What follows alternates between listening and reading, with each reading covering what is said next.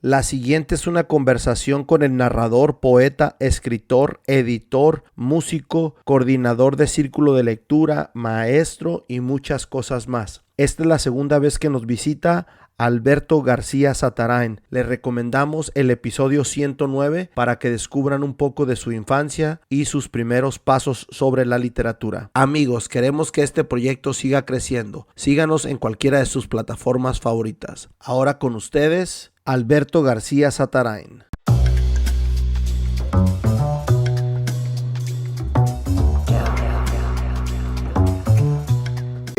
Muchas gracias. Vamos a tener que recomendar el episodio 109, que fue el que grabamos la primera vez. Así es. Ya está sería nuestra segunda ronda. No, pues gracias por recibirme otra vez. La verdad, cuando vi un podcast que tuviste con un amigo, creo que conociste desde hace tiempo, que es músico. Okay. Estuve viéndolo y en un momento dijiste, pues, vamos a invitar, si alguien ya vino, pues que venga de segunda vuelta. No. Entonces dije, no, pues, es mi momento. Me sentí muy de gusto la vez pasada, qué bueno que... No, pues qué buena onda. Además he estado haciendo, ahorita estábamos recordando hace cuánto lo hicimos. Ajá. Y fue hace más o menos un año. Y en ese año obviamente ya volvimos a reiniciar las cosas después de la pandemia y se han estado dando otra vez los eventos, ¿no? Así es. Y has estado muy movido. ¿Qué onda con eso? Sí, con este año, como dices, sí ha habido cosas nuevas, cosas que se completaron de lo que habíamos platicado la vez pasada. Pues la vez pasada como me hiciste hacer recorrer desde que nací, yo creo, hasta la actualidad. Pero sí quedaron como pendientes algunas cosas que platicar y otras que ahora se han estado dando y que me ha ido bien realmente en este último año. Entonces... Sí, a mí me da mucho gusto porque fue como terminamos el podcast y al principio como que empezaste otra vez a hacer un poquito más de ruido. Obviamente también se dio a la par la influencia de que ya no había tanta pandemia. Yo creo que sí, a lo mejor eso tiene que ver, pero pues la verdad, el platicar contigo y después ver el podcast, a mí nunca me ha gustado verme cuando me hacen entrevistas. Ajá. Y yo empecé a ver el podcast que ya había subido. Uh-huh. Y me interesó y se me hizo muy a gusto. Okay. Siempre me critico mucho y el podcast que tú pusiste se me hizo bien agradable y me lo aventé toda la hora y media y dije... Y a veces no se sienten, yo a veces me pregunto, digo, a veces debería de extenderlos un poquito más y depende de la charla, porque si ha habido podcasts que me ha aventado 2 horas o 2 horas y media, creo que es el más largo. Y yo lo vuelvo a escuchar, porque a mí sí me gusta escucharme, me gusta para checar mis detalles o a veces que uso palabras donde no las debería de usar y es todo al final de cuentas un aprendizaje, entonces ahí vamos aprendiendo a la par. Pues también felicidades, pues este año sí a mí me han sucedido cosas, pero yo he seguido ya tus podcasts y la verdad que cada vez son más interesantes, aunque digo cada vez, pero la verdad es que a veces me regreso con alguien que conozco, que veo, mira, aquí entrevistó a esta persona, y no, pues resultan igual de interesantes. Acabo de tener a tu hijo que hace como 2-3 semanas y muy interesante, ahí en muchas cosas sales a la plática. Okay. Entonces vamos adentrándonos un poquito. Acabas de ganar, sacaron el corto y el medio corto de Piedras Gordas. ¿Cómo fue para Alberto recibir todas esas noticias de que habían sido premiados en estas partes? ¿Qué onda con eso, Alberto? ¿Te lo esperabas o...? Pues la verdad es lo que buscábamos. Entonces, el que resultara fue la confirmación de algo que queríamos y que creíamos que podía suceder. Y realmente fue buscado, te digo, porque se terminó hace 1 año y medio, quizá. Pero empezamos a ponerlo en festivales y fue toda una evaluación, el desarrollar una metodología para escoger a qué festividades entrar. Okay. Entonces fue un esfuerzo intelectual de ver a sí, a no, porque teníamos también un límite de costo, ¿no? Porque cada festival cuesta inscribirse. Okay. Entonces teníamos una bolsa y teníamos que escoger inteligentemente, pues. Entonces esa cosa que hicimos por 1 año y que después se fueron venciendo los festivales y que uno sí y otro no y que finalmente pues fueron como 20 y tantos en donde fuimos seleccionados de alguna u otra manera, de 30 y tantos o 40 que participamos, no recuerdo exactamente cuántos, pues realmente fue muy, muy satisfactorio. Era toda época de pandemia y en los últimos pues no podemos asistir, aparte que eran en diferentes partes del mundo, en la India, en Francia, en Estados Unidos, etcétera. Y aparte que por pandemias todo se estaba haciendo por manera virtual. Ujú.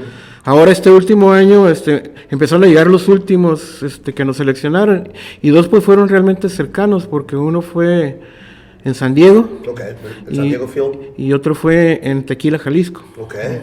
Sí. ¿Fueron al de aquí de San Diego o...? Fíjate que no, por falta de visa. Ok. Ni tanto ni Jorge como yo, ya tenemos yo creo como unos 4 o 5 años sin visa. Sin renovarla. Sí, entonces fueron representantes de nosotros, por decirlo así, Ok. hay algunos actores, y a Tequila sí íbamos a ir, pero finalmente, por algunas situaciones que decidimos no ir. Te voy a decir por qué, porque calculamos el gasto que íbamos a hacer y dijimos, es que mejor con esto vamos a financiarnos algún equipo. Sí. Entonces, eso es lo que vamos a hacer. Pero los dos estuvimos al pendiente y todo.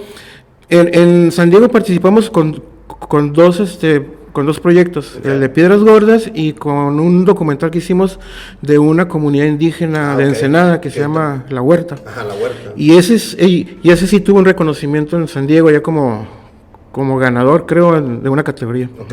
Ese que, mira, íbamos a la par con la plática, ¿no? El siguiente proyecto que no hablamos en el episodio pasado era La Huerta, Orgullo Kumai, ¿no? Ajá. ¿Cómo sale el proyecto? ¿Cómo surge?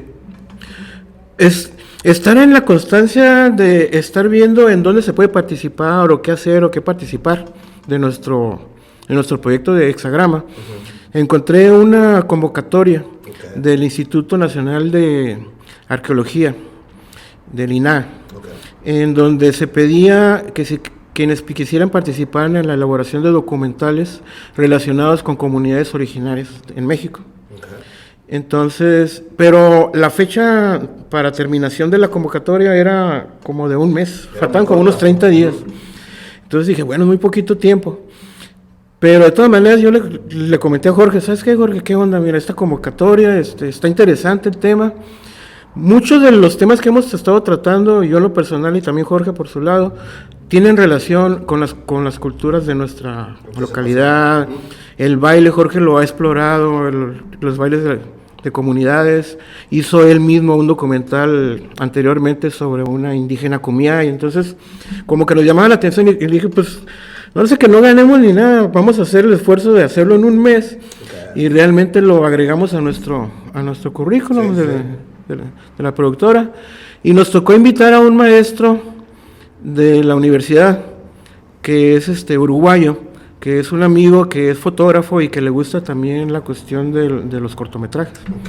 Y se me antojó invitarlo, precisamente porque a lo mejor él tenía contacto con gente estudiosa de las comunidades. Porque, bueno, al decidir hacer un documental de este tipo, lo primero que tiene que hacer uno es como cualquier investigación por el método científico, pues, o sea, primero tienes que documentarte antecedentes y todo. Entonces dijimos, para pasar esa parte y hacerlo muy rápido, vamos a invitarlo a él para ver si conoce a alguien que sea experto en estas cosas. Sí, pues adelantarle el proceso. Ajá, sí. Entonces lo invitamos y él, pues, con mucho gusto, porque él ya ha participado con otros en algunos y de algunos proyectos. Entonces, de hecho, vi una entrevista que te hizo, que me gustó sí, mucho, está muy interesante, ahí también la voy a compartir. Sí, Carlos ahorita está en Uruguay. Y cuando él se le ocurrió hacer una especie de entrevistas, yo fui su conejillo de indias, entonces hicimos esa entrevista. Tipo podcast, también está interesante, sí, me gustó. Sí, y él todavía estaba determinando el formato. Obviamente Jorge fue el que lo fotografió y todo. Y precisamente fue una plática con él, pero él después de eso, él se fue a Uruguay y no ha regresado. Entonces, nos quedamos esperándolo él tenía ideas de invitar a otros personajes de la universidad y cosas así, para tratar ciertos temas. A ver cuando regrese, yo creo que lo vamos a seguir. Sí, estaría muy interesante porque el formato está bien ameno también, y está muy cómodo. La plática del señor, sobre todo tú, pues como se conocen un poquito, está bien a gusto la plática. Entonces eso es lo que creo que es la clave de las entrevistas, ¿no?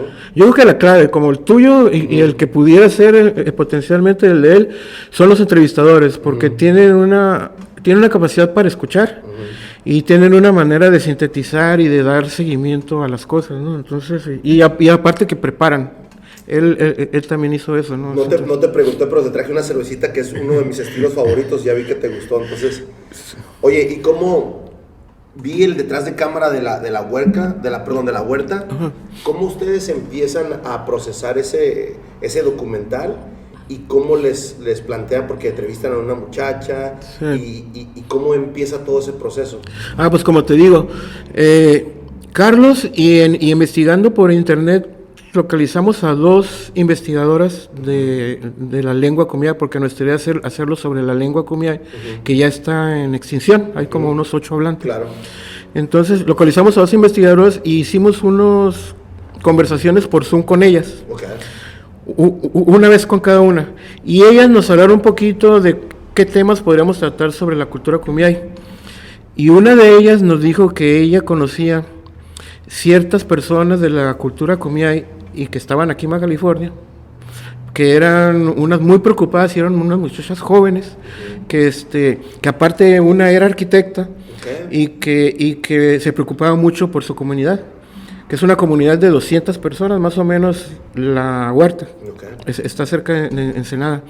Entonces, bueno, ya con ese camino, localizamos a ella, a esta muchacha, a esta arquitecta que se llama Gina Aldama. Ella es recién egresada de arquitectura y aparte es artista plástico. Okay. Entonces, y con temas kumiais. Entonces ya nos dimos cuenta de que la verdad que ella era toda un sujeto de ser central de un documental. Clave, ajá. Sí, ajá. Uh-huh. Y la invitamos y ella, bueno, primero nos investigó porque ella es muy dura, es muy fuerte, tiene un carácter, no de enojona, sino que sabe muy bien sus convicciones y qué es lo que tiene que hacer. Ahorita anda en Canadá como embajadora de, no sé, de las culturas y algo así, ¿no? Se desenvuelve muy bien ella. Entonces, primero como que nos leyó la cartilla y nos pidió el currículum.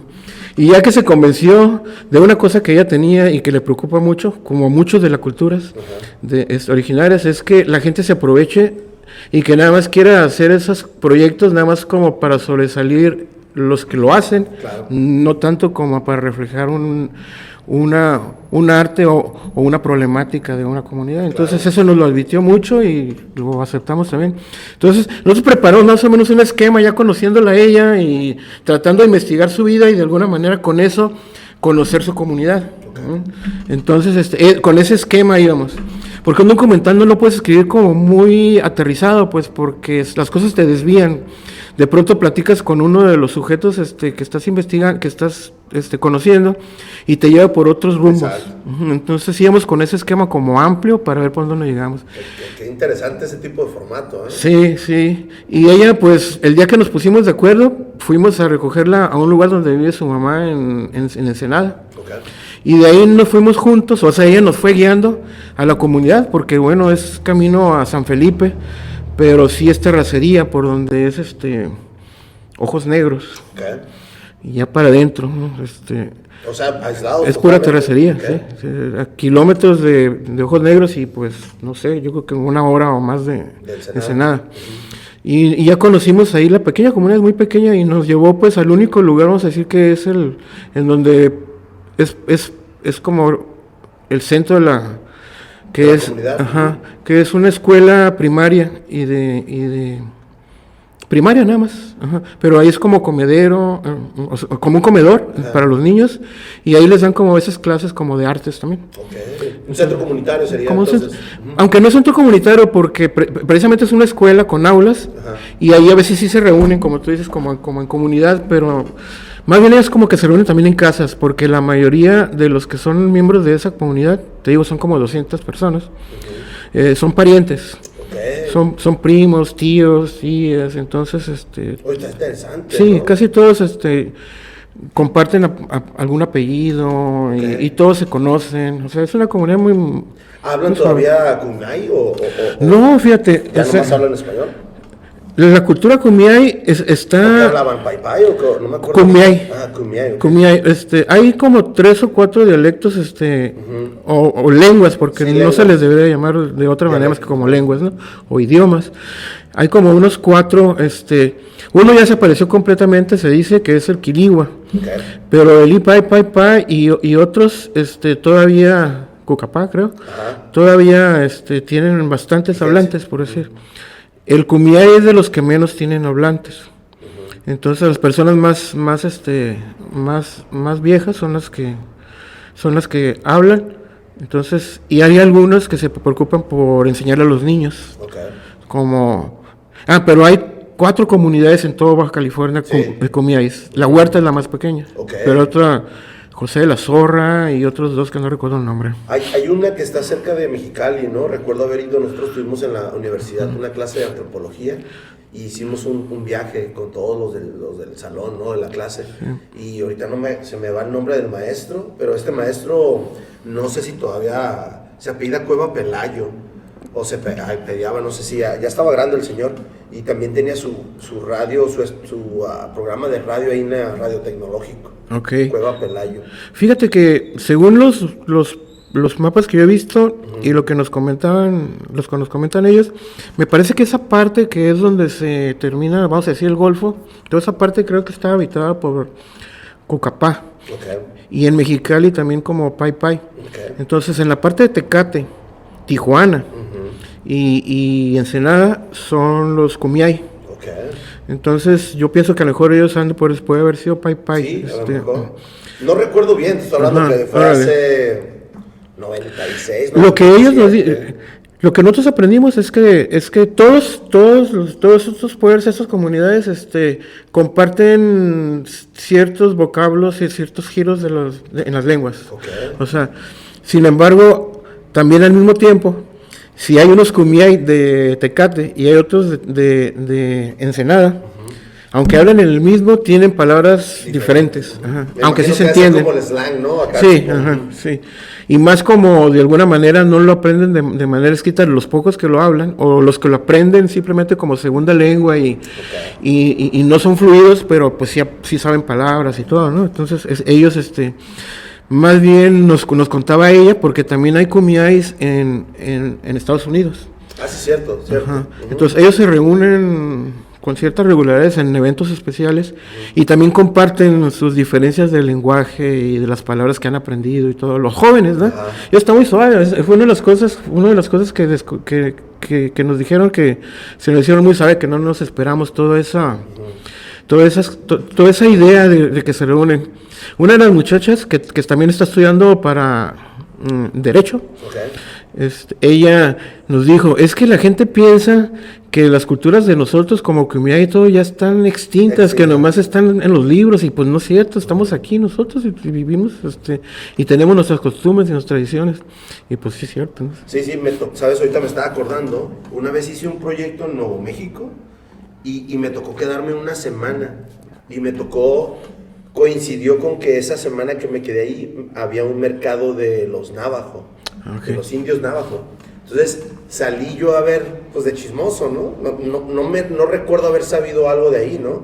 Cuando empiezo a ver, era una cultura totalmente diferente. Yo ya había estudiado un poquito los Kumiais o los Papay o los Cucapá, y ellos hasta cierto punto son parecidos, pero con otras tradiciones, otro tipo de historia, que está muy interesante lo que dices ahorita, ¿no? Sí, de hecho, cuando llegamos allá primero a Ensenada, habíamos programado hacer primero una entrevista sobre su vida de Gina, ahí en una biblioteca creo que es de SEAR de ahí de Ensenada. Okay. No es de SEAR, creo que es del municipio. Entonces, en esa biblioteca nos prestaron la biblioteca para grabarla a ella y entrevistarla. Okay. Entonces ella ahí fue cuando nos contó su vida desde pequeña, cómo había llevado la primaria en esa escuela, y que cuando tuvo que entrar a la secundaria, pues ya no había secundaria ahí, sino que tenía que ir todos los días a Ojos Negros. Y pues era un recorrido largo, y que muchos de los que estaban con ella en la primaria ya no entraron a la secundaria.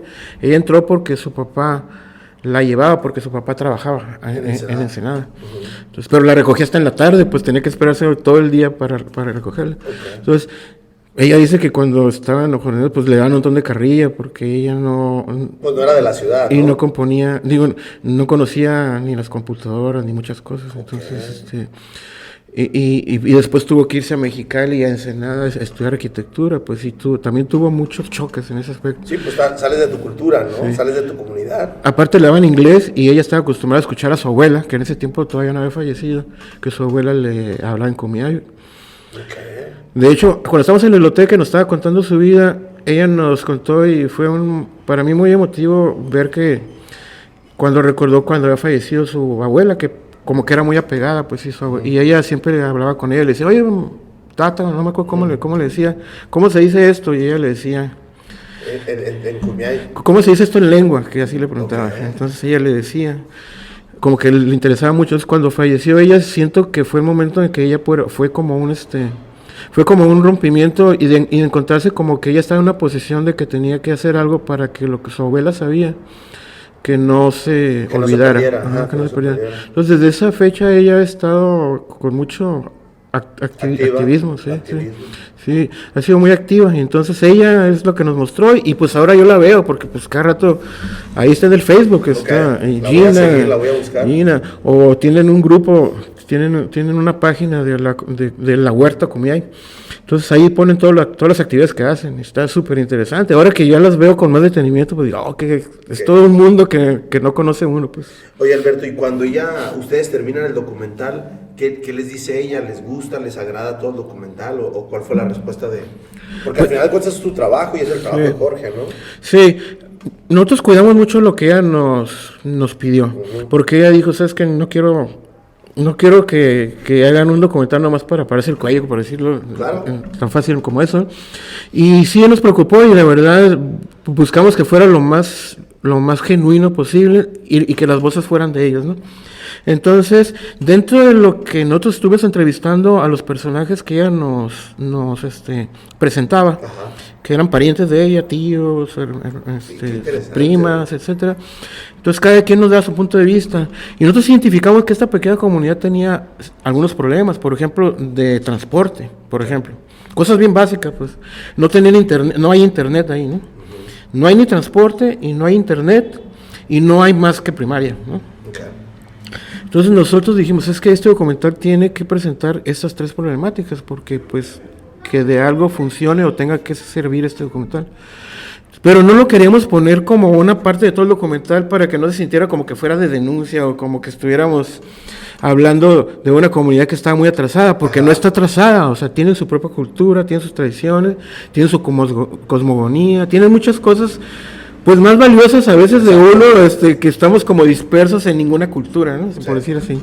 Entonces no queríamos dejar por lado eso, entonces dije, pero si queremos meter esta problemática, entonces ¿cómo lo hacemos? Pues al último decidimos, ¿sabes qué? Vamos a armar el documental para presentar a Gina y a la comunidad, sin hacer ningún juicio, y al último nomás hacemos como un último cuadro donde pongamos esta comunidad tiene estos problemas, y nomás los ponemos así, 1, 2 y 3, no tienen transporte, no hay escuela más arriba de la primaria y no tienen contacto por internet.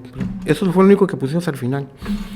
Y con un montón de videos se lo enseñamos porque como ya la conocíamos, o sea, se hizo nuestra amiga, o sea, de Jorge, de todos los que participamos, Sara, de una compañera de Jorge, de Carlos, el maestro uruguayo que participó también. Se hizo amiga de nosotros y hasta la fecha yo creo que seguimos teniendo ese contacto. Entonces, cuando se lo presentamos la primera vez, estábamos bien preocupados porque,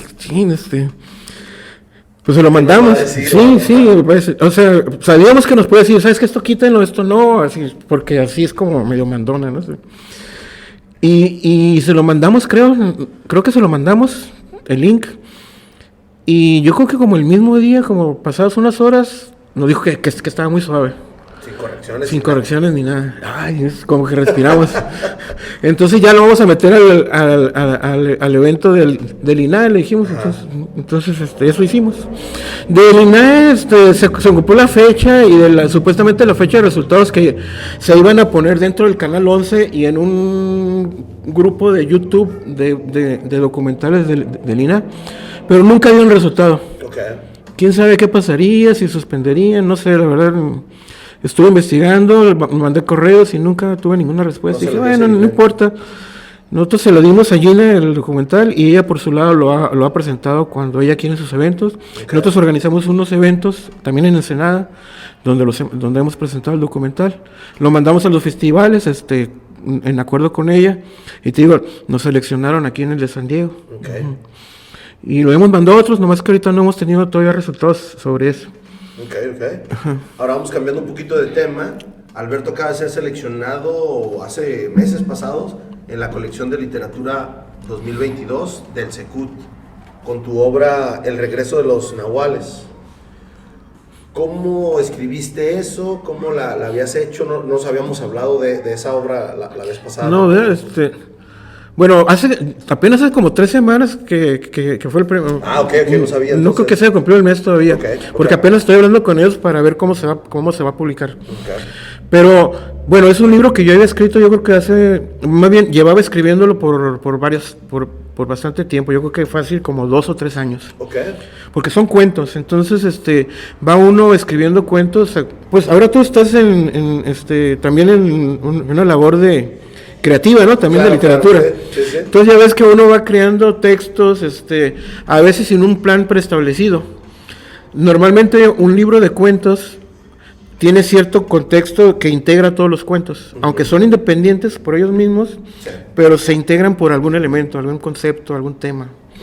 Entonces yo tenía un libro que había terminado y que había integrado bastantes cuentos, eran como 17. Y ese libro yo le tenía nombrado Cajas Chinas. Ese sí te lo había comentado que lo estaba escribiendo, pero todavía no. Y ese Cajas Chinas, hace 1 año o año y medio creo, lo metí a un festival, a un certamen. Entonces pasó el tiempo, dieron la premiación y no lo seleccionaron. Entonces lo vi con los ojos de, bueno, ¿por qué no lo seleccionaron, no? Entonces yo me puse a ver y dije, son muchos y hay muchos cuentos que yo creo que sobran. O sea, eso pensé, ¿no? O sea, es que como que hay cuentos que no tienen el mismo nivel, ¿no? Como que estaban así como...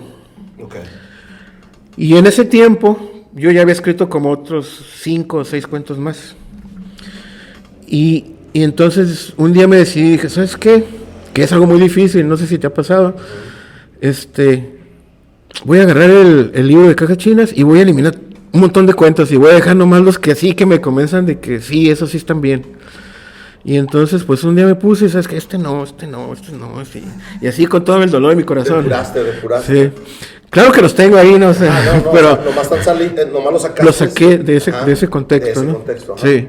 Entonces sí quedó un cuento que se llama Cajas Chinas y quedó un cuento que se llama El regreso de los nahuales. Y El regreso de los nahuales, desde que había escrito ese cuento hasta la fecha, yo había escrito otros 2 cuentos relacionados con nahuales también. En la misma sintonía de lo que son los nahuales, o de ese mundo de nahuales que se me ocurrió crear, pero en diferentes épocas y otros nahuales. Entonces, por ejemplo, el segundo cuento de nahuales tiene mucho que ver con el cortometraje que acabamos de terminar con Jorge, que es el día que el viento se detuvo. Ahí salen 2 nahuales. Entonces, hay un cuento ahí que se refiere a esta historia de el día que el viento se detuvo. Y luego después escribí otro cuento de nahuales como pensando en qué pasaría si los nahuales vivieran en nuestra época actual. Y entonces, ¿qué es lo que pasaría, no? Entonces escribí un cuento, por decir, de la época actual, otro de una época que es como del futuro, que es el día que el viento se detuvo, y el otro que es del pasado, el primero que estaba escrito, que de hecho habla que los nahuales ayudaron a Pancho Villa en la Revolución. Y esos nahuales después vinieron de parte de Lázaro Cárdenas para ver si los alivianaba cuando iba a expropiar el petróleo. De eso se trata el primer cuento.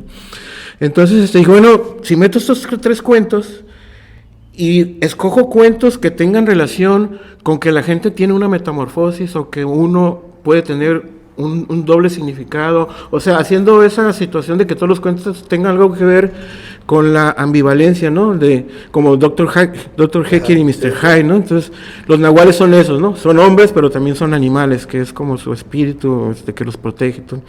Entonces, busqué cuentos que tuvieran cierta relación con eso, y eso los integré, y me preocupé un montón como darle orden, ¿no? Como eso de cuando...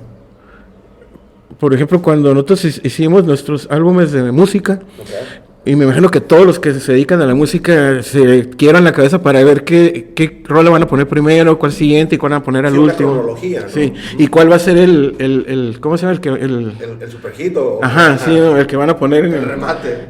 El que van a poner en la... Bueno, antes cuando se hacían los sencillos, ¿no? ¿Cómo se llama? El que van a hacer propaganda primero, ¿no? Este podcast está patrocinado por Beer Transfer. Beer Transfer, te traemos las mejores cervezas de todo Estados Unidos a la palma de tu mano. Síguenos en nuestras redes sociales como Beer Transfer.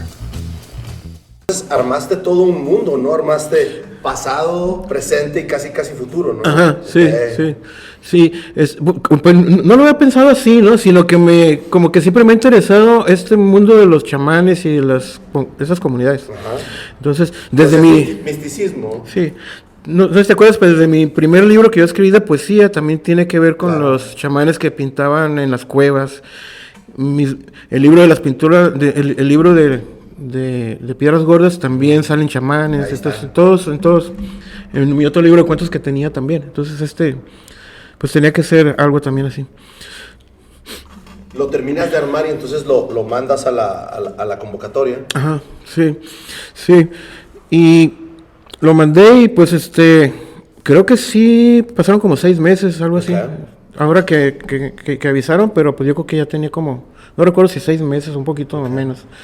Pero pues yo como siempre le hago, o sea, es que si no me seleccionan, entonces yo busco la manera de publicarlo, ¿no? O sea, nunca me he preocupado. Lo que sí es cierto, y que fue con lo que me preguntaste al principio, es que fue lo que de alguna manera, ¿qué fue lo que sentí, ¿no? El haber sido reconocido. Para mí es lo importante es como que me valida como escritor de alguna manera, ¿no? Cuando uno busca publicarse, autopublicarse o buscar algún apoyo con algún contacto para publicar, bueno, uno confía en sus textos. Yo en lo personal tengo una preparación académica y de teoría literaria y siento que mis textos, pero obviamente uno es ciego a veces a lo que uno hace, ¿no? Entonces el saber que unos jueces lo escogieron, entonces para mí es una validación. Fíjate que no lo había visto así, pero sí es cierto lo que dices, porque al final de cuentas te autopublicaste Piedras Gordas, pero ahorita te da la validación y todos los talleres que en el episodio pasado habíamos mencionado, entonces qué buena onda, ¿no? Felicidades por eso. Sí.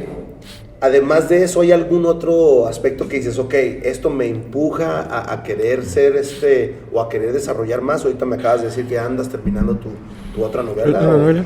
Pues, la verdad es una cosa que no se detiene, no importa, ¿verdad? A lo que yo me quedé con Alberto en el episodio pasado, era, a mí no me va a detener nada, yo voy a seguir. Sí, no, claro que se siente bien y que haya un reconocimiento, porque aparte te voy a decir que me pasó una cosa muy suave, que hay un escritor que realmente ya tiene un reconocimiento a nivel pues internacional, yo creo, que es de Monterrey, de Nuevo León, pero que ya vive aquí desde hace creo que más de 20 o 25 años, que es Salinas de Basabe, se llama.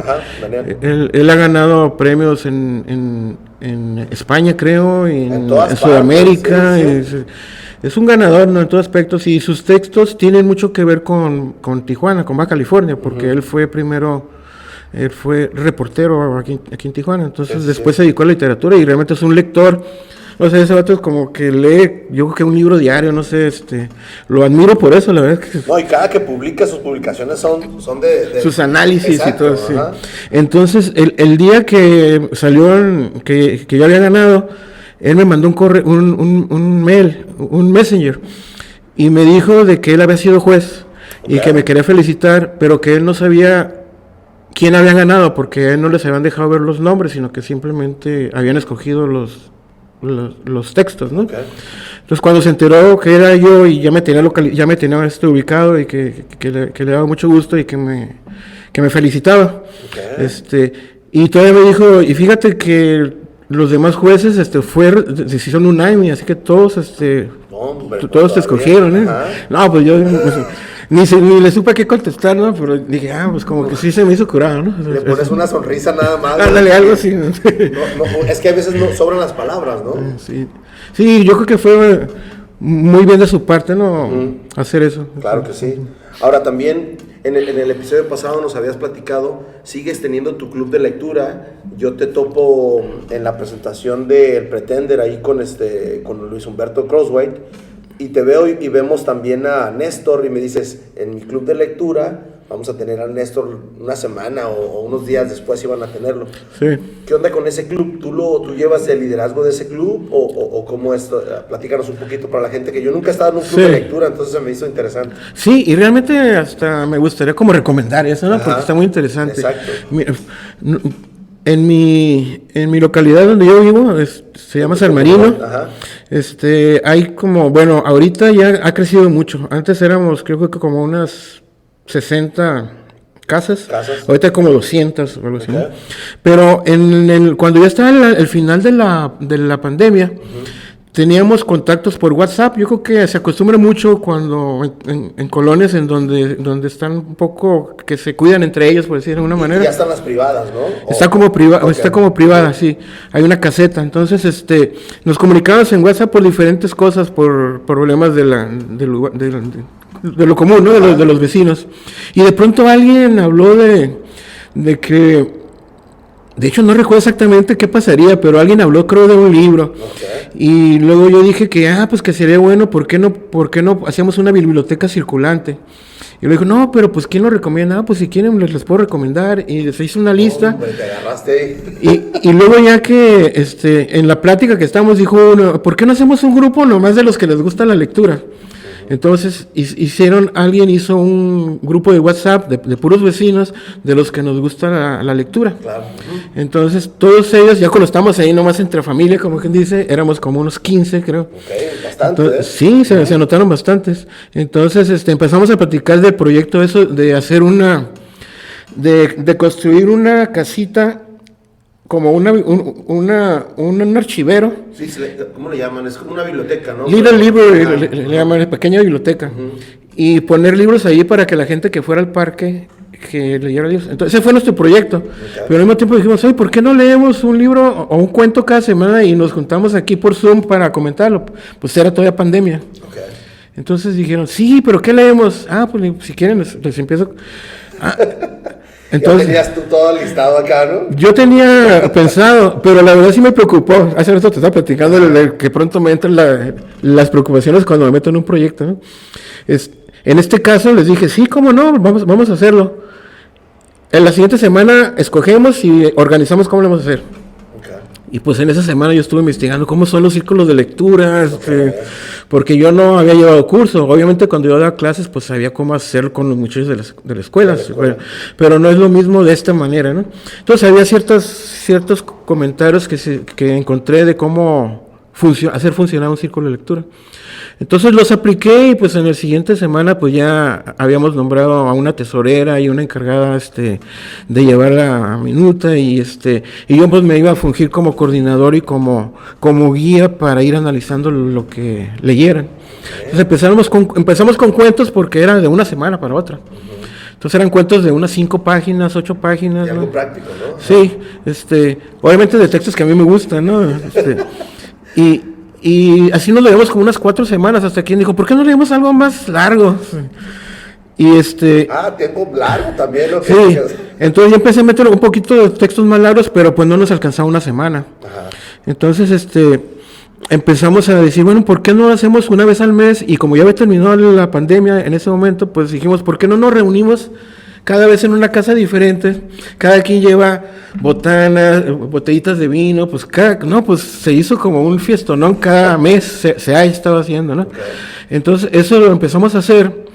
Y lo curioso de este grupo es que son diferentes edades. Hay personas maduras, de mi edad, un poquito más jóvenes, y hay matrimonios jóvenes, que es su primer casa y son solos, y muchos trabajan por la pandemia desde su casa y todavía siguen trabajando porque se dedican a cuestiones de ingeniería, de redes o cosas así, ¿no? Entonces el grupo es muy, muy variado. A algunos que les gusta la ciencia ficción, como a estos jóvenes les gusta mucho libros de fantasía y de ciencia ficción. Y hay otros que les gusta como la literatura clásica, ¿no? Okay. Entonces hemos estado leyendo más literatura clásica que lo que les gusta a los más jóvenes, pero también ellos se han visto interesados en conocer cosas que no conocen. Son abiertos, ajá. Sí, y cada reunión que hacemos, yo la voy coordinando para que cada uno participe y cada uno dé su punto de vista del libro y vamos avanzando en analizar los personajes, el argumento. Algunos son críticos del texto, otros son a favor, se fuera muy suave. Cuando hace un tiempo también se nos ocurrió, oye, ¿por qué no? Oye, creo que yo les dije, ¿cómo estuvo? Creo que me dijeron, ¿cuál le leemos? Pues hay que leer tu libro. Okay. Entonces leyeron mi libro y no, pues yo vine asustado porque dije, chin, aquí me van a porque ya las conozco, casi son puras mujeres y son muy buenas para criticar desde un buen punto de vista, ¿no? Pero son buenas. Entonces dije, chin, a ver cómo me va. Ese día no sé cómo lo voy a hacer, pero tengo que faltar, ¿no? A ver cómo me va. Y me fue bien, aunque sí señalaron hasta errores de gramaticales, cosas de uso de los giros, de los párrafos, etcétera. Pero me fue bien. Y de ahí dijeron, ¿por qué no invitamos a escritores locales para invitarlos también? Y entonces, de primera mano les podemos hacer preguntas y cosas. Interesante. Entonces estuvimos de acuerdo. Entonces yo empecé a invitar conocidos o no conocidos que yo sabía que estuvieran disponibles. Ajá. Entonces, en el caso de Néstor yo no lo conocía, ¿no? Okay. O sea, sí lo conocía de vista, pero no lo conocía personalmente. No lo tratabas, ajá. No, y estuvo bien suave cuando nos reunimos. Sí, Néstor, súper bien. Quedó súper... Dice que él quiere venir a todas las reuniones. Y en una de esas también invitamos a Basabe. Okay. Yo no lo conocía tampoco, pero dije, ¿sabes qué? Pues vamos a invitar a un escritor. Rosarito, algo así, ¿no? Él vive en Rosarito. Pero a mí se me ocurrió invitarlo porque dije, bueno, yo siento que es una persona que le gusta mucho participar. Y siento que a lo mejor no se va a negar cuando le explique cómo está la onda, ¿no? Entonces, pues yo no lo conocía tampoco. Entonces, pues le mandé un correo, un rollote que le puse y sí, de volada. Qué buena onda. Nomás le pregunté, porque a todos les pregunto, así como tú me preguntaste, ¿qué es lo que te gusta tomar, no? Yo sabía pues que le gusta tomar el whisky, entonces dije, pero por lo menos que me diga cuál para más o menos saber si le consigo del que le gusta, ¿no? Entonces dijo, no, pues lo que quieran. Me dijo, bueno, le dije, pues ahí tengo un mezcal. No, mezcal está perfecto. Entonces, ese fue de mezcal esa noche, ¿no? La noche con Néstor fue porque era el día también de los tréboles, ¿no? ¿Cómo se llama? Ese San Patrick. San Patrick. San Patricio. Entonces tomamos estos cafés el irlandés con whisky, ese okay, es con whisky. Sí. No, estaba muy bueno, nunca lo había probado. Entonces, todas las reuniones con todos los escritores han resultado súper bien, curadas. Y ellos mismos han sentido que les han hecho preguntas a algunos compañeros que nunca les han hecho, ¿no? Sí. No, y es que cuando ya analizan desde otro punto de vista alguien tus textos y que no tiene nada que ver a lo mejor con escritura o algo así, pues creo que están libres, ¿no? Una de las cosas que más me gusta de este grupo, bueno, por un lado me sacó de onda, pero por un lado ya me gusta, ajá, es que yo un día les pregunté, cuando ya estamos centrados, también si quiere alguno que le interese aprender a escribir, ajá, podemos hacer algún taller. Me dijo, nadie, o sea, todos les gusta hacer, no, a nosotros nos gusta leer. O sea, a ellos les gusta leer, son lectores, nunca... Después a lo mejor con el tiempo, ya sabes que muchos lectores salen a escribir, ¿no? Sí, es lo que yo pensé, pero ya pasó el tiempo y no es, son lectores natos que no muchas veces los encuentras, ¿eh? Entonces para mí es lo curado lo que ahorita Eso que está ellos tienen. interesante. Sí, Está ajá, muy interesante. porque de pronto cada uno tiene su personalidad, entonces yo ya sé que alguien va a hacer preguntas muy incisivas, muy especiales a los escritores que nunca se lo van a esperar. Porque ella no se detiene, ¿no? No falta el que saque una pregunta acá bien fuera de tono, ¿no? Ella, bueno, no es fuera de tono, sino que hace una pregunta que a lo mejor tú la tienes, pero nunca te animarías a preguntársela al escritor, ¿no? Okay. Y ella lo hace porque ella es así, pues, ¿no? Okay. Y hemos encontrado cosas muy suaves. Entonces, la experiencia ha sido súper, yo la recomiendo hacer un círculo en donde se pueda, no sé. Vi que andas manejando sobre la nueva, cambiando de tema un poquito, cambiando la nueva novela que estás armando. Hasta manejaste hiciste o procrearon, no sé quién te ayudó o si tú lo hiciste, con la inteligencia artificial ya unos personajes. ¿Son de tu nueva novela o...? Sí, mira, sí. Okay. Sí, la nueva novela se desarrolla en 1890, en Baja California. En un lugar cerca de La Paz, que es un pueblo minero que se llama San Antonio, y otro pueblo pues clásico minero que es Santa Rosalía, que el que vaya para allá pues que conozca, está súper está muy bonito. Tiene muy buena historia, ¿no? Sí, entonces como la queremos hacer también posteriormente un cortometraje o quizá mediometraje.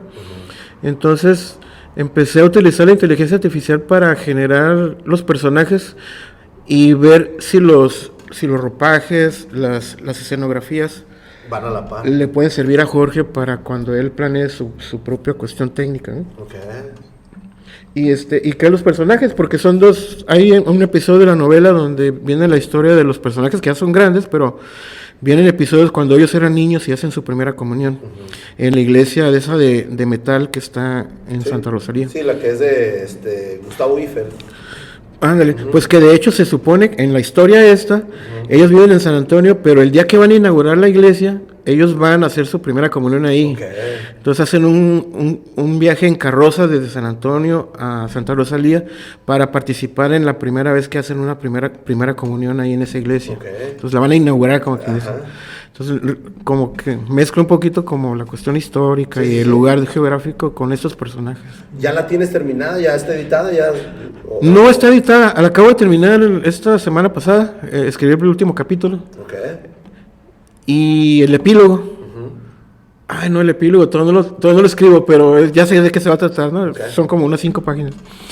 Y todavía como lo que voy a dejar la cuestión de la edición, ahorita está como, por decirlo en bruto, pero ya le he dado como miles de revisiones, porque este libro ya tengo como 12 años escribiendo.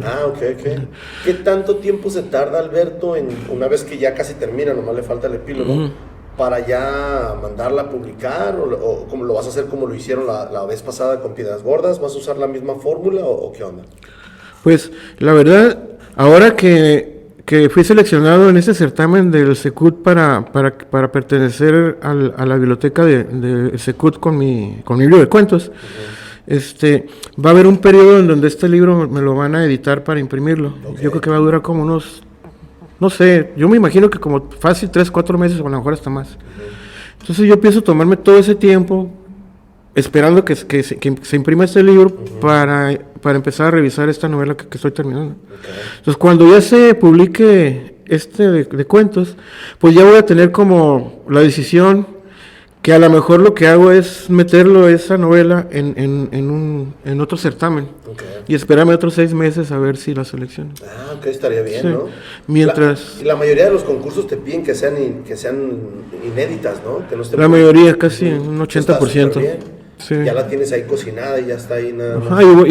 Y si no fuera así, yo creo que me estarían quemando los dedos estarla revisando bien rápido. Entonces como que me va a servir porque voy a poderlo revisar con más calma. De hecho, hasta quizá le meta unos capítulos intermedios, como para hacer como más como para profundizar más en la historia de algunos personajes. Porque hay un antagonista que no se sabe mucho, pero yo sé toda su historia porque la inventé, pero no la escribí. A lo mejor hago un capítulo para revisar cómo fue su vida hasta llegar al momento donde está el conflicto, ¿no? de la novela. ¿Van a ir a filmar 2-3 cosas allá? ya cuando hagan su cortometraje o el mediometraje, o van a seguir usando mucha tecnología, o cómo le van a hacer? Yo creo que va a ser una mezcla, Okay. porque por un lado ya lo tenemos planeado que en el primer periodo que tenga Jorge en observatorio donde está estudiando, Ajá. vamos a darnos un viaje para ir empezando a sacar las locaciones, sacar fotografías y videos. Quizá en ese momento cuando hagamos ese viaje, porque pues es venirse por toda la costa para ir sacando lugares que sean suaves, porque los personajes como huyen desde Santa Rosalía hasta La Rumorosa, entonces van a caballo, entonces podemos tomar muchos lugares que pueden servir como locaciones. Entonces todo eso lo queremos ir como semblanteando. Y al mismo tiempo, a lo mejor hasta podemos llevar los dos personajes, que son los que hacen ese caminata, que es el indio Joe, que es un indio Kumeyaay, y el personaje principal que desaparece. Entonces, a lo mejor ellos se vienen conmigo y con nosotros y podemos también aprovechar para sacar en caballo algunas tomas, ¿no? Como para tenerlo como medio tráiler, ¿no? Como para hacer unas pruebas. Entonces, eso seguramente lo vamos a hacer este año, en algún momento del año. Y Jorge está haciendo una carpeta de este mediometraje. O sea, él está documentando todas esas fotos creadas por inteligencia artificial. Él las está integrando, cada personaje, cada escenario, con escenas originadas en inteligencia artificial.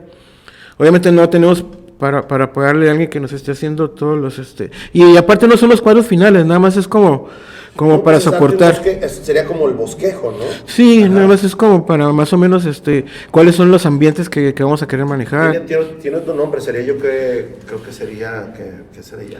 Como una escalinata, una escaleta o algo así, pero ya con imágenes, sí. ¿No? No tanto escaleta, porque ahí ya se meterá dentro de la historia. En este caso nomás son carpetas donde, por ejemplo, yo me imagino la carpeta que está haciendo Jorge, uno dice personajes, Marcos. Entonces, unas imágenes donde esté reflejado Marcos, cómo se viste y todo.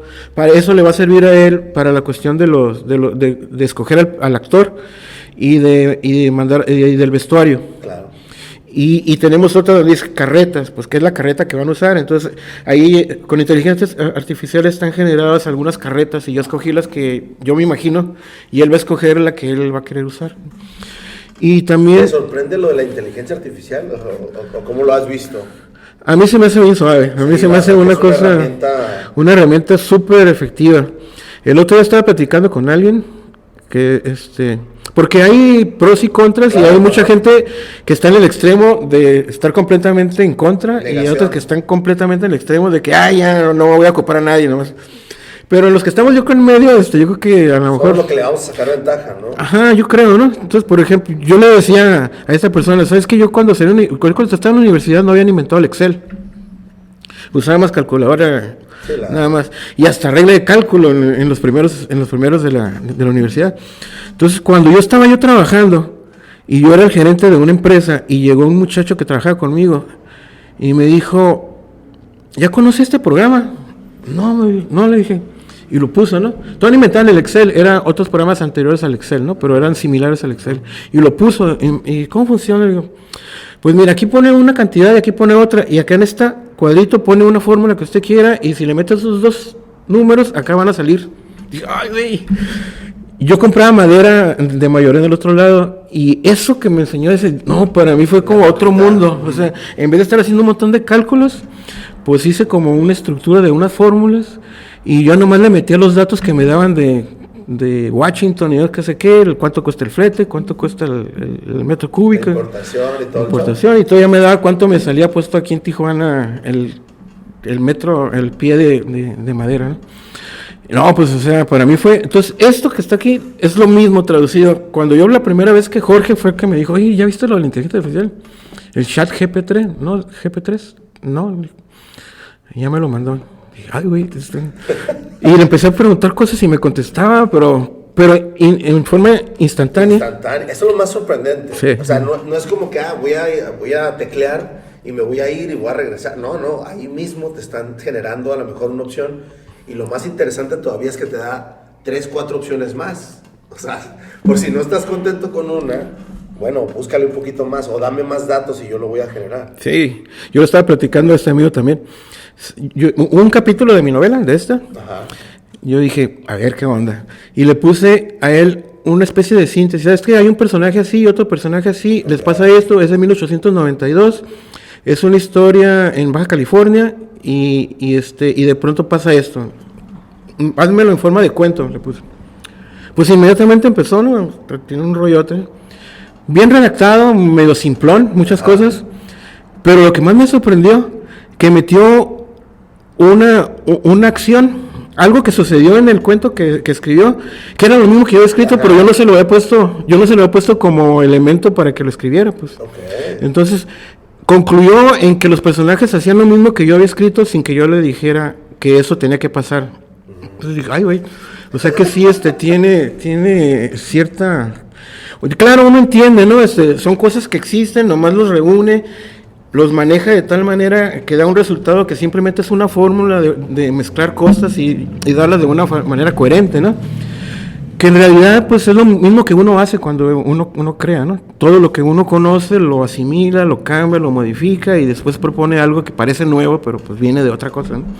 Entonces yo lo veo así, ¿no? Es un apoyo para mí que puede servir. Ya le pongo textos para que me corrija la gramática o la ortografía. El otro día le puse un cuento y le dijo, ¿qué te parece? Y me hizo una crítica. Okay. Me hizo una crítica positiva en muchas cosas y en otra cosa me dijo, ¿sabes que este personaje está diciendo una cosa que si lo publicas podría meterte en problemas porque estás hablando que una mujer, que no sé qué? Ok, ya te daste una respuesta entonces. Ajá, sí, con cierta valoración hasta de moral o lo que sea, ¿no? Ok. Súper interesante, sí. Entonces, te digo, si la pregunta es esa, pues te digo, a mí me gusta, o sea, obviamente tiene sus peligros, ¿verdad? Pero en general a mí me gusta porque he tenido experiencias cuando lo he querido usar que me ha funcionado.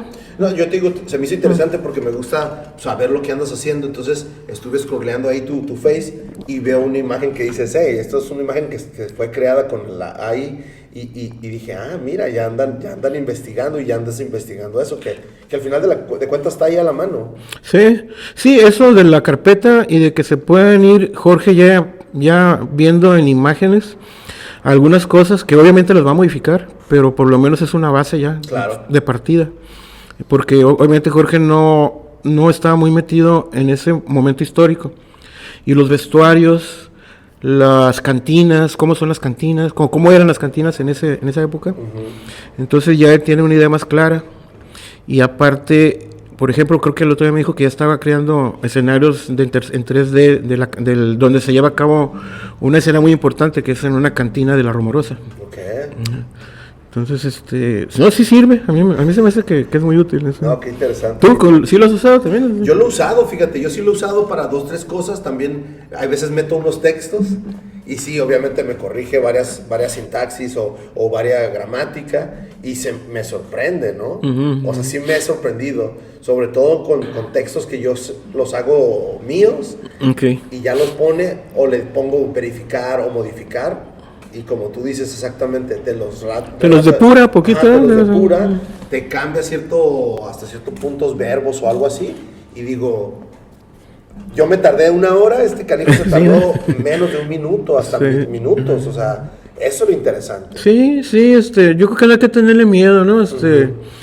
Pero pues ya ves que siempre hay personas que todo lo ven así como con un pesimismo, ¿no? Es que ya que con esto ya... Sí, hay mucho purista y pues cada quien, si te funciona para lo que tú estás trabajando, tómalo, ¿no? Sí. Creo que en eso vamos muy bien. Ahora, te he visto también muy movido en ese tipo de, como a cierto punto ya escritor y vas y haces pláticas. Acabas de tener una hace días, me acabas de comentar, pero también tuviste un picnic de autores en el CETIS. ¿Qué onda? ¿Quién te invita? ¿Cómo te invitan? ¿Qué onda con eso? En el de CETIS, que sí fue hace unas semanas. Uh-huh. Pues precisamente el encargado de aspectos de literatura uh-huh. en el CETIS, creo que del área del nivel de preparatoria es Néstor. Uh-huh. Ahí anda trabajando. Él crearon, creo, una semana o unos días para darle auge a la lectura. Okay. Entonces ellos generaron una invitación a ciertos libreros para que llevaran ya les pusieron como una carpa grande, y se pusieron algunos libreros, y durante, no sé si 2 días los muchachos de la preparatoria pues circulaban y para ver si compraban y lo que sea, y junto con eso hicieron eventos específicos para que los alumnos también se embulleran más. Okay. Entonces uno de esos invitaron a 6 escritores y pusieron 6 mesas y le llamaron picnic porque eran 6 mesas y en cada mesa eran como 7 lugares para los alumnos y el lugar para el escritor. Y tenían, creo que 20 minutos teníamos, o 15, no recuerdo bien. Y pasaba un grupo y cada escritor le platicamos de nuestro libro. Y ellos hacían preguntas y al mismo tiempo estábamos comiendo porque cada quien tenía su sándwich, y que por esto estaban bien buenas. Y a mí me invitó, me imagino, Néstor, por ese contacto que tuvimos, que te digo, yo no conocía a Néstor, pero tuvimos el contacto ese cuando nosotros lo invitamos al círculo de lectura. Yo me imagino que pensó en mí por eso, y ya sabía que de mi libro de Piedras Gordas, no sé si lo ha leído él, pero yo creo que en función a eso él me invitó. Sí, pues fue un intercambio entonces, estuvo interesante. Sí, pero fue así como de improviso, la verdad no me lo esperaba, pero se me hizo suave, se me hizo interesante. ¿Cómo notas tú a las nuevas generaciones con ese tipo de...? Este podcast está patrocinado por Beer Transfer. Beer Transfer, te traemos las mejores cervezas de todo Estados Unidos a la palma de tu mano. Síguenos en nuestras redes sociales como Beer Transfer. ¿Cómo se te hizo la respuesta, Alberto, con ese tipo de jóvenes que ahorita lo mencionábamos? Creemos que no leen, pero a veces te sorprendes y dices, este chamaco sí se metió las 2-3 horas que normalmente uno como lector le mete. Fíjate que me sorprendió mucho. En primer lugar, porque estas mesas de picnic de estudiantes, estaba diciendo que eran de prepa, ya me acordé que eran universitarios. Ah, ok. Sí, porque los de prepa fue otro evento que me invitaron después, pero este picnic fue con universitarios, y estos muchachos universitarios no eran de carrera afín a la literatura, okay, sino que ellos estaban estudiando una carrera de ingeniería, o tenían opción técnica de ingeniería como prepa, no recuerdo. Algo así. Pero eran con vías de ingenieros. Ajá. Uh-huh. Entonces yo dije, cuando me dijeron, ay, güey, creo que no les va a entender, no les va a interesar mucho. Pero no fue así. Estos jóvenes escucharon atentamente. Primero traté yo de no ser muy aburrido también, y aparte muy rápido porque no había mucho tiempo para platicarles. Ajá.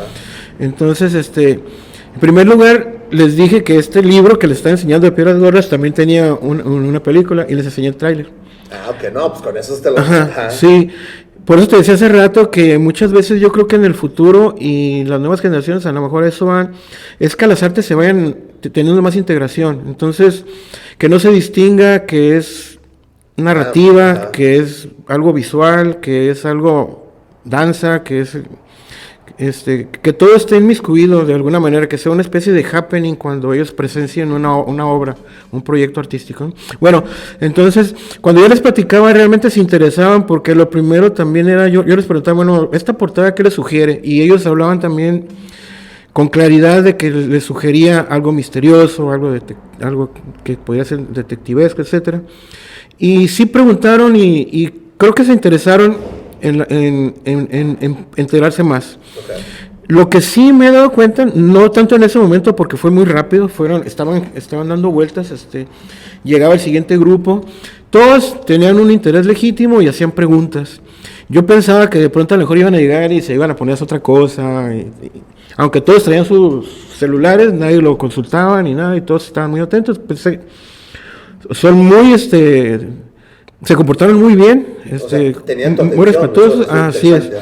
O sí realmente estaban con interés, ¿no? O eran muy respetuosos. Pero sí los vi de esa manera, ¿no? Con cierto interés, haciendo preguntas y yéndose por lados que no me esperaba que se iban a ir, siendo que eran carreras de ingeniería, ¿no? Pero lo que me he dado cuenta en general de los jóvenes, porque también me tocó hace poco ir aquí con muchachos de secundaria, Okay. es que sí es cierto que muchos no leen, pero la verdad es que toda la vida ha sido eso, ¿no? Entonces, yo creo que de todos los grupos que hemos estado, tanto tú como yo, desde primaria, secundaria, prepa, etcétera, hay un grupo que lee y hay un grupo quizá más grande de los que no leen. Entonces, eso no es quizá ningún mal de la época, ¿no? Creo que hay jóvenes y muchachos y niños que sí les interesa la lectura. Y lo que me encontré en esta plática que tuve con alumnos de secundaria, que fue alumnos de Rosarito, de una secundaria. ¿Esa fue la que hiciste en SEAR? En SEAR, Rosarito. Okay. Ajá. Con ellos me encontré que hay muchos que leen y la mayoría, sus papás, ya sea que les regalen libros o que les platiquen de libros o que sus papás lean. Entonces, porque en esa plática que tuve con ellos yo les platiqué de mi experiencia personal y entonces algunos después ya me dijeron que también ellos, su papá le había regalado un libro, me enseñaron unos libros porque como era el día del libro, ellos se habían llevado sus propios libros. Entonces me enseñaron libros pues realmente complejos para alumnos de secundaria. Entonces dije, ay, güey, no me lo esperaba. Ajá. No me lo esperaba. Y algunos, por ejemplo, uno de ellos leyó un fragmento de La Casa de los Espíritus, un libro que había leído, que es un libro, no sé cuántas páginas tiene, más de 400 creo. Okay. Y yo llevé unos libros para regalarles. Y llevaba un libro de ¿cómo se llama? Del Da Vinci, del Código Da Vinci, Okay. que también Está es un grande. librote. Y de alguna manera hice como algunas dinámicas y le tocó que regalárselo a ella. Dije, pues qué bueno, porque seguro que ella sí lo va a leer, ¿no? Sí. Si ya leyó Los Espíritus, está más fácil de leer. Entonces, la verdad, yo siento que sí hay. Ahora, por ejemplo, en las librerías actuales, en los eventos que se hacen de libros, etcétera, también ya hay unos grupos de jóvenes ya más grandes, estoy hablando de 25 a 30 años, que su hobby es leer y se dedican a comprar regularmente libros, ¿no? Okay. Que la verdad también me sorprende mucho porque en mis tiempos de cuando yo estaba en la prepa, no creo que hubiera muchos de que acostumbraban a hacer eso y creo que ahorita hay más, a mí me parece que hay más. Eso, a mí también, ¿sabes? A lo mejor creo que por la pandemia, creo que muchas cosas tuvieron que haber sido por la pandemia, no sé. Y a lo mejor porque la cultura de los papás jóvenes ahorita, si son profesionistas o algo, ahorita me imaginé, ahorita que te escuchaba, si tienes un papá que es profesor o que es, no sé, historiador o algo así, te va a inducir a un libro. Tiene que inducirte a un libro, no hay más, ¿no? Sí, eso que dices de la pandemia, precisamente había pensado hoy o ayer estaba pensando eso, que esto de la pandemia realmente, obviamente la parte de los fallecimientos y todo eso fue dramático, ¿no? Trágico. Pero en el aspecto positivo fue que mucha gente cambiamos ciertos hábitos y agarramos hábitos muy buenos o encontramos maneras de vivir que nos mejoraron como personas, ¿no? Como tú dices ahorita, la lectura. Sí, y es como lo dijiste, ¿no? Depende de lo que quieras sacar tú de cada etapa de tu vida. ¿Quién hubiéramos pensado que nos iba a tocar una pandemia, no? O sea, yo en mi vida pensé que me iba a tocar una pandemia. ¿Y qué es lo que haces? A lo mejor en mi aspecto, yo casi termino ya una maestría ahorita de la pandemia, ya me he puesto a escribir, ya he sacado más cosas. Entonces, yo lo tomé por ese lado. Sí. Hay gente que sí lo tomó difícil, que a lo mejor se puso enferma o no sé. Cada caso es diferente. Sí, cada caso es diferente. Precisamente con alguien platicaba hace poco y eso yo le decía, bueno, quizá yo lo juzgo de una manera porque a mi alrededor casi no hubo problemáticas fuertes, ¿no? O sea, mi hijo Alberto sí se enfermó fuerte, pero ahí lo estuve cuidando y no hubo problemas, ¿no? Pero sí, me imagino que otras personas lo vivieron de una manera muy diferente. Pero en general creo que fue como una cuestión de apoyo al individuo y a la creatividad de la gente. Porque estar encerrado de alguna manera les despertó muchas cosas. Sí. Ahora, ¿qué se siente, cómo se siente Alberto en el aspecto de que te hablen, te inviten? ¿Quién te invita a todos estos eventos? Me imagino que te gustan, a la vez es promoción tuya, y es hasta cierto punto ir perdiendo el miedo si tenías miedo escénico o algo, o sea, al final de cuentas uno está ahí y tiene que sacar todo lo que trae, ¿no? Sí. Pues la verdad que me escénico no, porque yo fui maestro 11 años y a mí me gustaba estar frente al grupo. Y como maestro de ceremonias y cosas de esas toda la vida había sido. Después, toda mi carrera como administrador, como financiero, pues tenía que presidir juntas, hacer presentaciones. Me gusta eso, la verdad. Últimamente he hecho menos y cuando me invitan obviamente que sí me encanta, pero siempre me arrepiento. Y eso me ha pasado siempre, ¿no? Okay. Porque ya lo tomo como una gran responsabilidad y me preocupa mucho. Entonces, tengo que estar preparándome con tiempo. Lo pongo en mi agenda y aunque falte un mes o una semana o los días que falten, distribuyo mi tiempo para ir avanzando en lo que quiero hacer ese día que tengo esa responsabilidad de que me invitaron a alguna parte. Entonces, después me arrepiento, pues, porque dije, ching, ¿para qué me metí en esto? Porque estos días no estaré haciendo nada o estaría revisando mi libro o algo así, pero bueno, tengo que dedicarle tiempo a eso. Entonces, es como, siempre me pasa lo mismo. Hasta yo lo busco, como por ejemplo cuando dije, hey, dices que quieres recibir por segunda vuelta, pues yo soy va a haber muchas vueltas. Eso es lo interesante, más porque tú sigues produciendo, ¿no? O al final cuando ya no tengas nada que producir, que me digas, es que ya quiero platicar porque no he producido, ¿no? Hay también una razón. Sí, entonces, pero lo mismo, ¿no? Digo, primero uno se avienta, después dije, ching, en la que me metí, ¿no? Porque en la que me metí no es el miedo a estar ahí ante un grupo, hacer una conferencia, lo que sea, sino el proceso de la preparación para estar satisfecho con lo que quieres decir. Entonces, eso es lo que después me hace como decir, ya no te vuelvas a meter en otro, ¿no?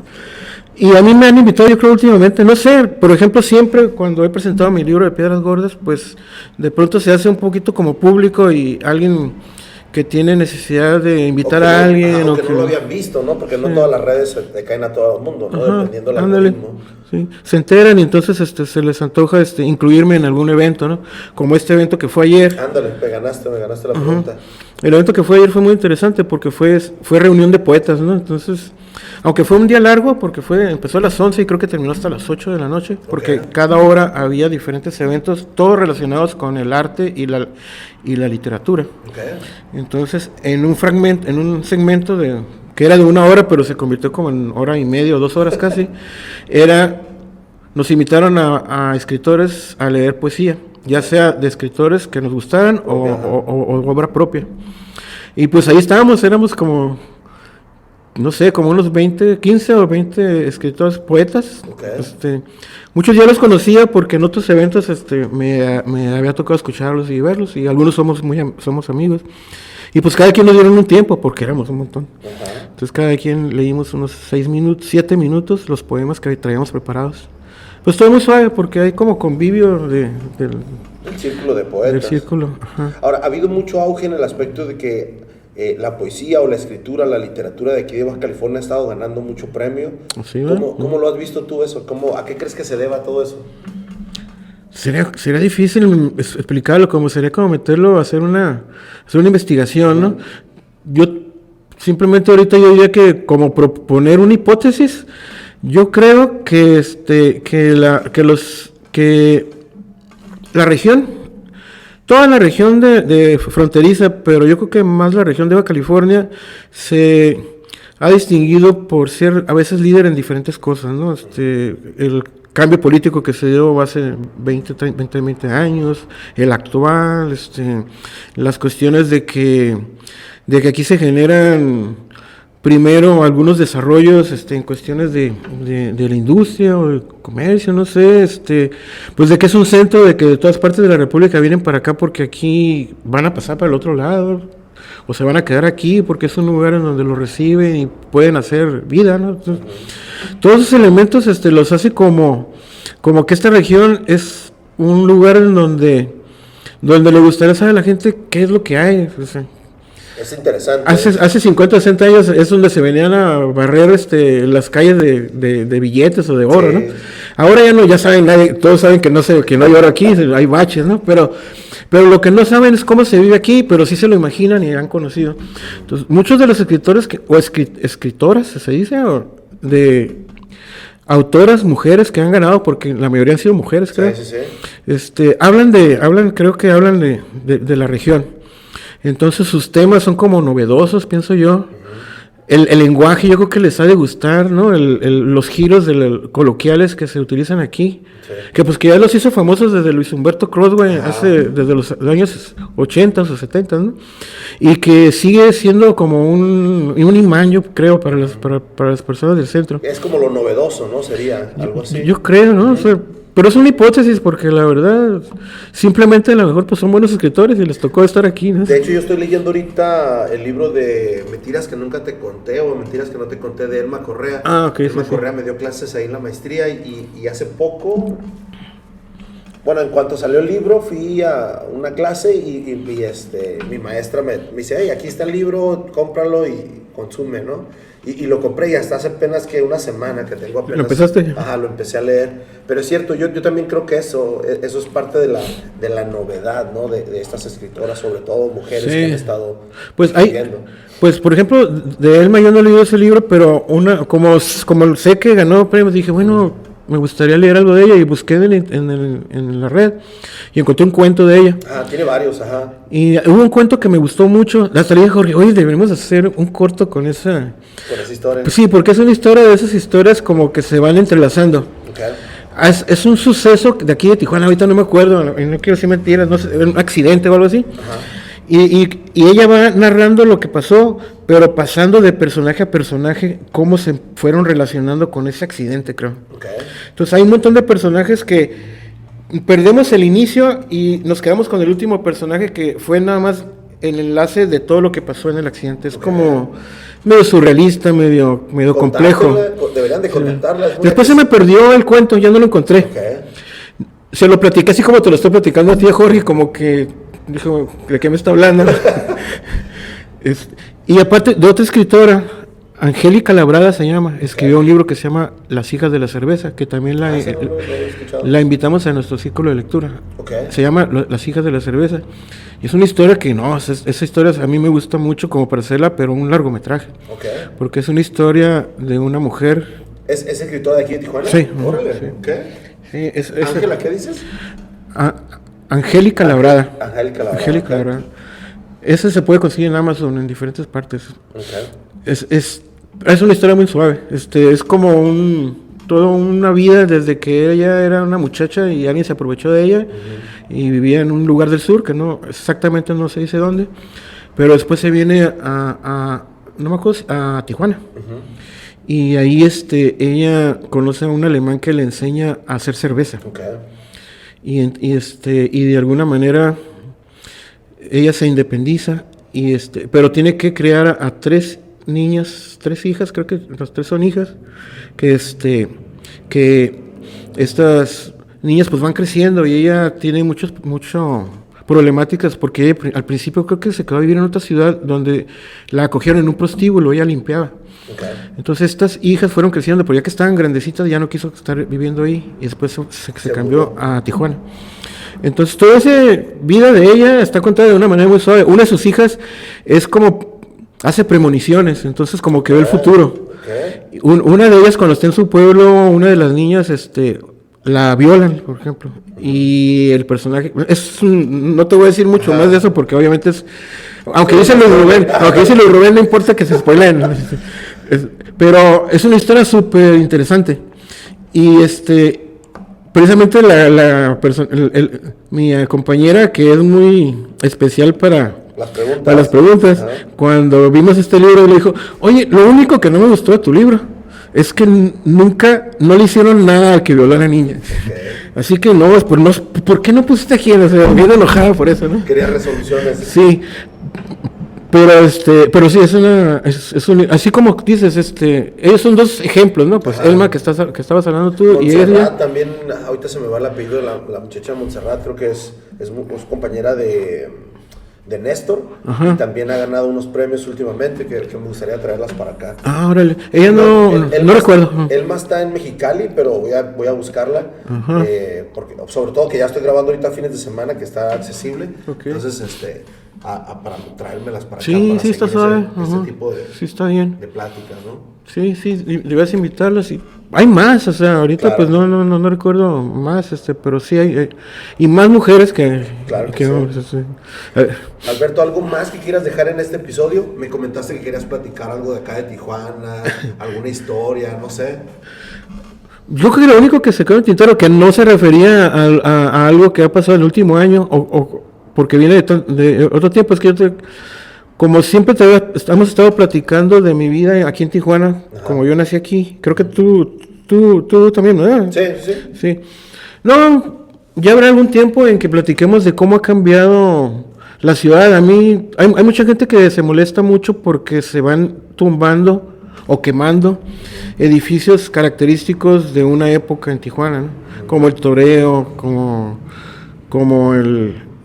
como algunos lugares que había en la Revolución que eran clásicos, ¿no? Y que de pronto se tumbaron para hacer edificios muy altos, y que de alguna manera eso algunos lo ven como negativo, otros lo ven como positivo, y otros, en mi punto de vista, siendo también tradicionalista de alguna manera por todo el tiempo que ha habido uno aquí y que recuerdas cada esquina en donde estaba un lugar que debería de permanecer, aunque no es colonial porque Tijuana no era de la época colonial, pero había de esa época, ¿cómo se le llamará? De los 60, donde eran edificios medio cuadradones, con ciertas características californianas, que también se van perdiendo, entonces va perdiendo cierta fisonomía. Entonces Se le llama modernismo, pero depende en qué tipo de años lo viste o en qué ciudad fue diferente, ¿no? Sí, pero sí. se le generalizó más como tipo modernismo. Modernismo. Uh-huh.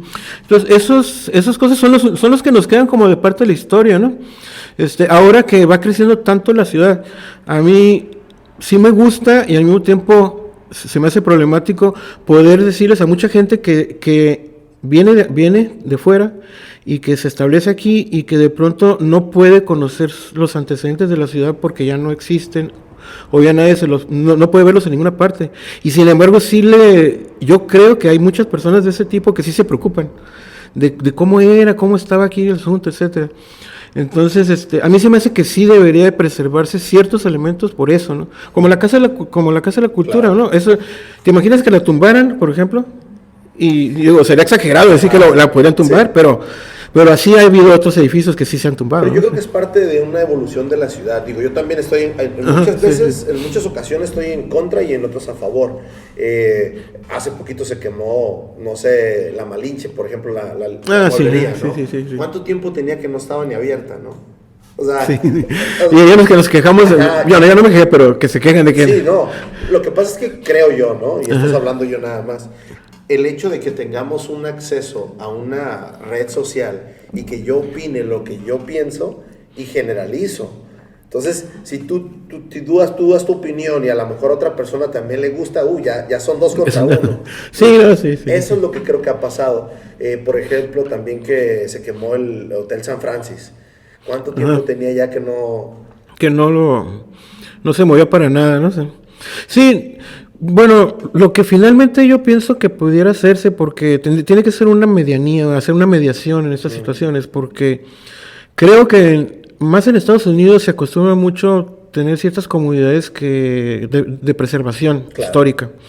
Entonces es posible que haga falta, si es que existe, porque a lo mejor sí existe, que tengan mucha más fuerza, ¿no? Porque, por ejemplo, ahorita me estoy acordando también que salió hace unos días que creo que estaban ya arrasando con los últimos restos que quedaban las pinturas Calete. Ajá. Y estaba una fotografía de una barda con el clásico logo de Calete. A mí para eso es muy distintivo, porque por ejemplo, esa era una de las industrias locales, ¿no? Que ya no pudieron persistir por las grandes las competencias de las otras marcas que son a nivel ya sea nacional o internacional. Pero ¿qué tenía que ese pedazo de mural, o sea, se pudiera preservar en alguna parte, ¿no? O sea, como parte de una visión histórica de la ciudad, ¿no? O sea, así como en el Secut hay ese paseo precisamente por las comunidades de la región. Okay.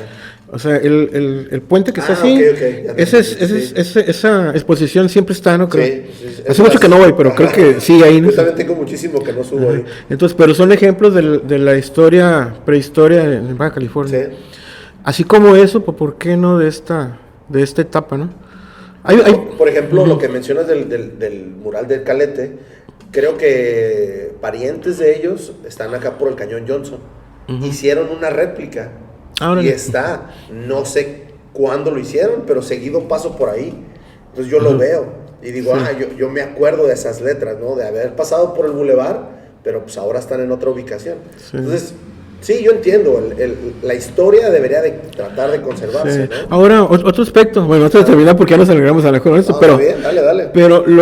Pero, por ejemplo, otro aspecto es la cuestión de la facilidad con que se transita la ciudad. Porque, por ejemplo, los desarrollos, que a veces son estos edificios en lugares céntricos o en lugares alejados, pero una gran aglomeración de vivienda, que se hace que los accesos se vuelvan intransitables de mañana a noche, todo el día, pues casi 24 horas. Entonces, eso también... ¿Tú qué opinas de eso? Porque también forma parte de una regulación. Es una problemática de por sí deplorable el transporte público en especial en Tijuana. Vamos a hablar de lo que nos corresponde, ¿no? Primero es caro. Es uno de los más caros, creo que de todo el país. Sí. Segundo, es insuficiente y la calidad es muy baja.